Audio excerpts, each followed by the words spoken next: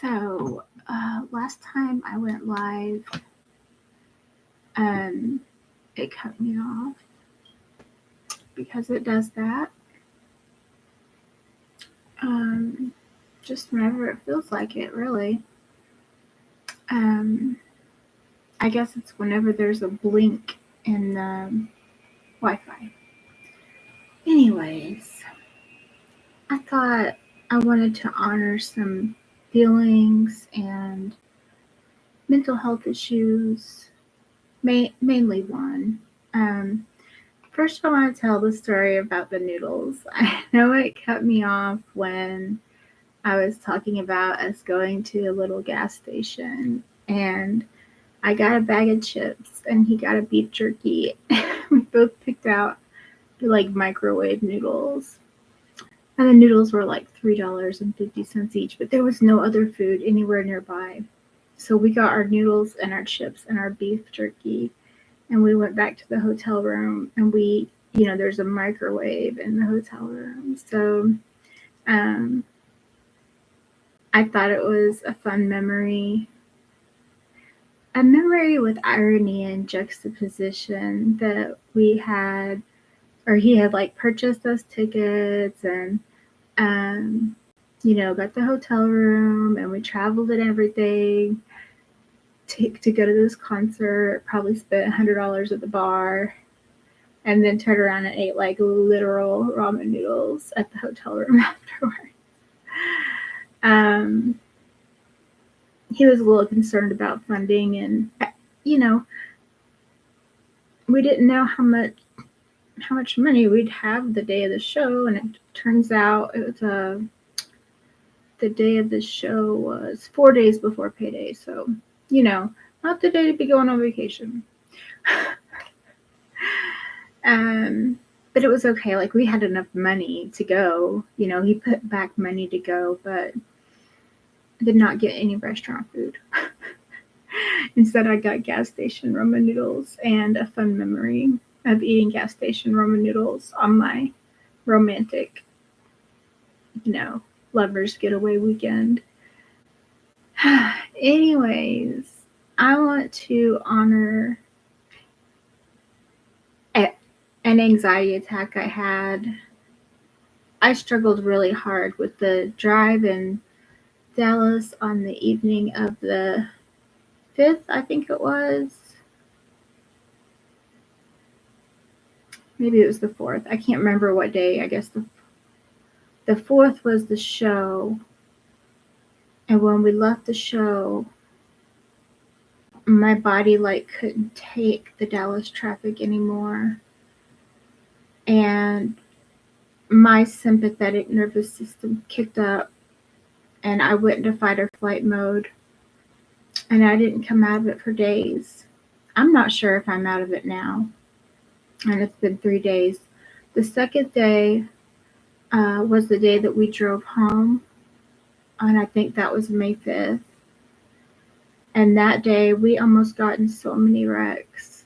It was almost like at least once a minute, there were cars flying toward each other.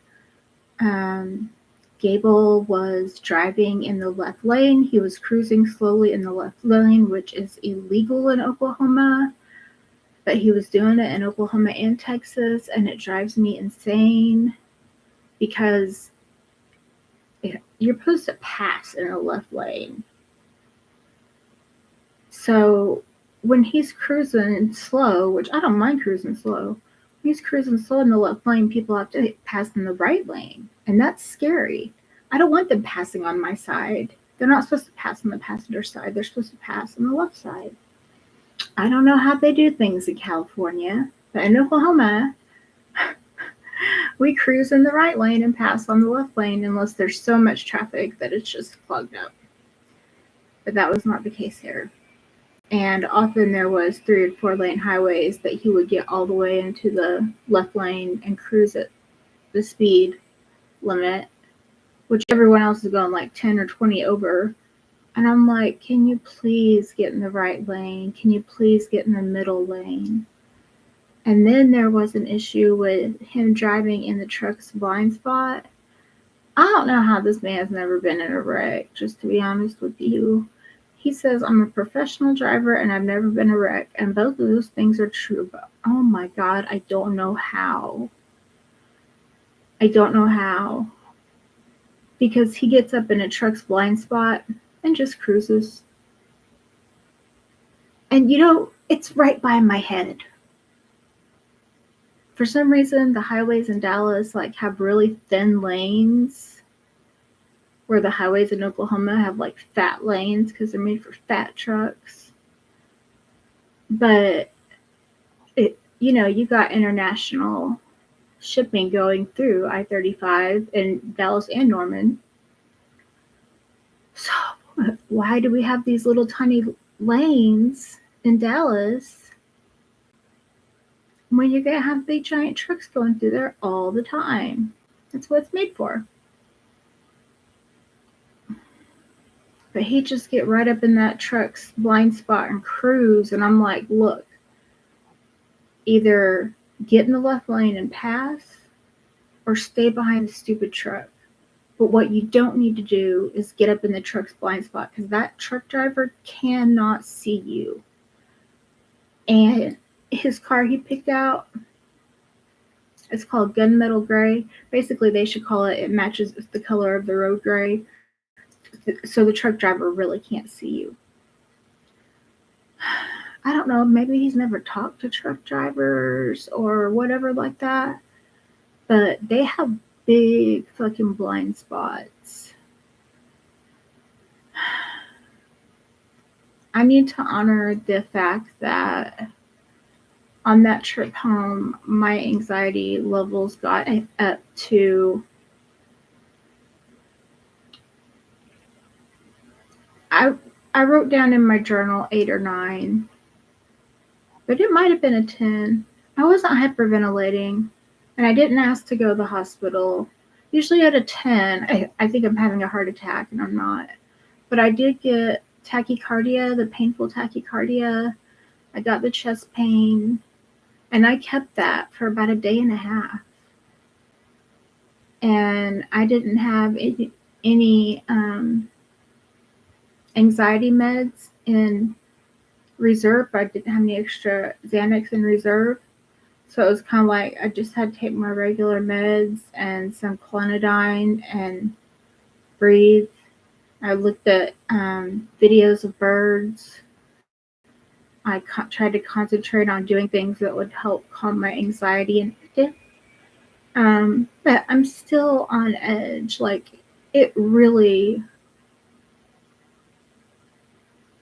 activated my sympathetic nervous system and put me in true fight or flight. I was cried multiple times. And it wasn't when we were almost getting in a wreck. It was usually 15 or 20 minutes after, when my body kind of realized what happened. And then when it felt safe enough to cry, I started to cry. But I need to be honest with myself and honor the fact that I don't want to be a passenger in the car with my husband anymore in a big city like that. It scared me too much. My body couldn't handle. My body got sick. Anxiety attacks aren't just feelings. My blood pressure was up. That I got a broken valve in my heart. The broken valve in my heart, my blood pressure was so high it was flapping in the wind. Oh my God, and it hurt so bad. That's what painful tachycardia is. When I mean it, it means I have a broken valve in my heart.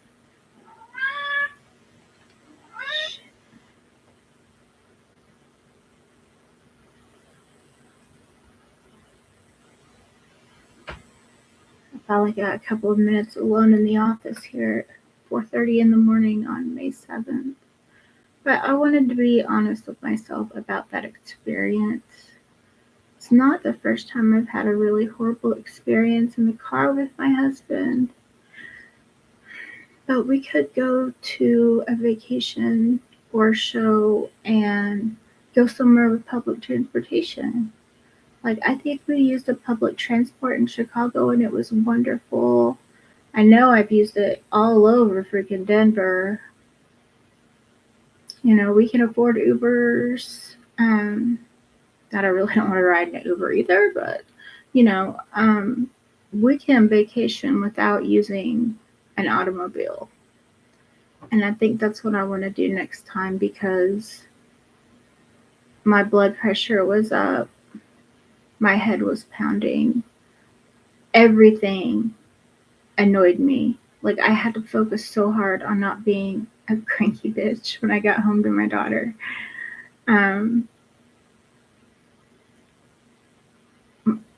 My body was in true fight or flight mode. My blood pressure was through the roof. Like I said, I had chest pain.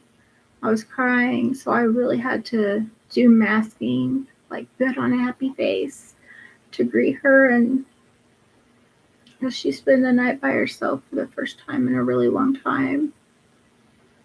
And I just want to honor that. I didn't die. We didn't die. But it was not a minor stress. It was not minor stress. It was not just feelings and emotions. I'm sure there was adrenaline, cortisol, all kinds of shit pumping through my body, and there still is. Like yesterday, I had an anxiety attack. It wasn't a bad one. I'd say probably like level 5. Just a real anxiety attack. I had to go talk myself down from. And but that was like, you have residual anxiety attack. I have residual anxiety attacks from big anxiety attacks. So I think it was just a residual anxiety attack from the big one. And I still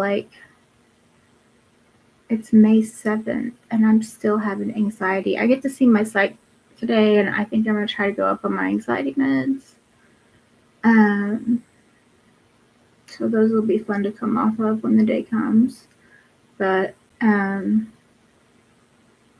hope I see this video before our next vacation because I want it to be different. I don't want to worry about anxiety attacks in the car.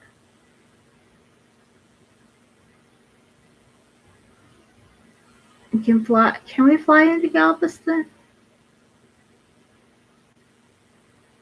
I don't know if we can fly into Galveston. If we cruise, we will have to drive the car to Galveston. But then you get on the boat for 5 days or 7 days. It's not like you drive there and drive back. Oh my God, driving there and driving back was a nightmare.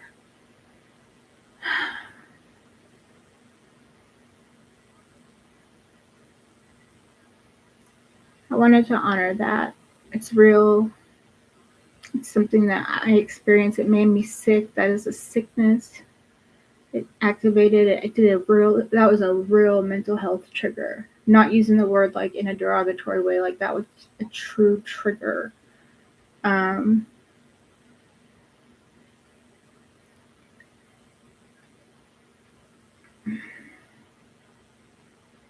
when you're the passenger in the car, all you can do is see it and scream. And the more times we came close to crashing, the less tolerance my body had against it. Like, the less tolerance. Finally, I started doing like the backseat driving thing where I was like, please get in the right lane. Please, you're in that truck's blind spot. Please get behind the truck. We don't have to pass every single car we see on the road and then cruise in the left lane in a truck's blind spot. Like, that's stupid. You're driving stupid. Get in the right lane and cruise. If you want to get in the right lane and cruise fast, use the left lane to pass. But what you don't need to do is pass all these fucking cars, get in the left lane, cruise at the speed limit,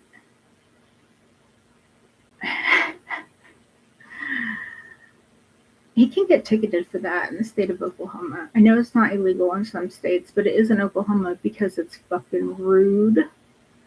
It's fucking rude. We all have to share those roadways. Don't cruise in the left lane at the speed limit. Left lane, that's for people with money. Left lane is for people who don't mind getting a speeding ticket because they're going to be going 20 over. So get the fuck out of the left lane. And then you make room for people who are hauling ass down the highway to do so safely. Unless you're hauling ass down the highway too, and we don't make that much money yet.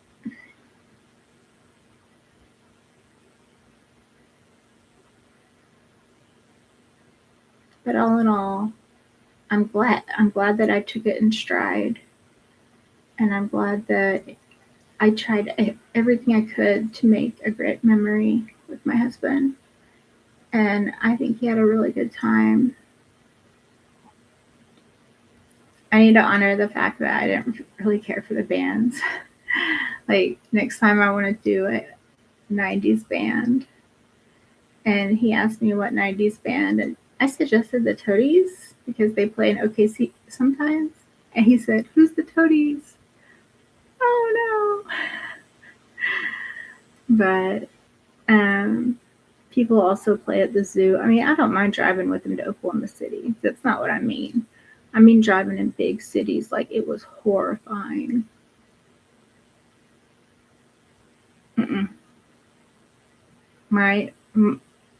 I looked it up. It's called sympathetic nervous system. Parasympathetic nervous system is rest and digest. Sympathetic nervous system is fight or flight. And my body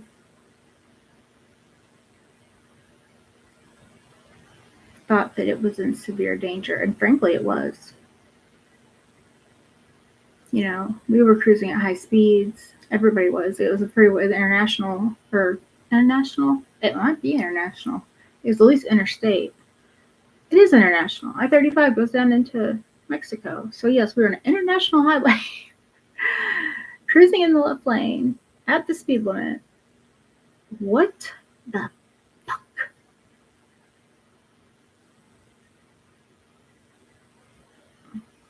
But that gives me an excuse to check out the trains in Denver. I think I want to go to Denver. I want to see if there's some goth shows in Denver or some hippie music. And I think that band, Heilong, still goes to Red Rock to play every year. And I still haven't seen that show, which is a goddamn shame. So that would be a good next one for me. Because I love music. We love music together. I think that was all I wanted to share. The noodles. I wanted to share the noodle memory. Someday when I get better at sketching, I would love to sketch. You know, you don't take pictures of people inside the club. It's rude. I would love to sketch the old people in their goth outfits from memory. It really brings out their inner child. And I want to sketch me and my husband sitting on that old hotel bed eating our noodles. He cooked my noodles for me. It took me a while to take my makeup off, so he handled dinner. Fortunately, I have a great oil cleanser from Beauty of Joseon that just took that goth makeup right off.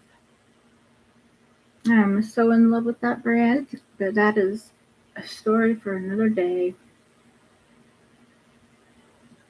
All right, future Chelsea, I love you. Denver, Chicago, honor the way that made you feel.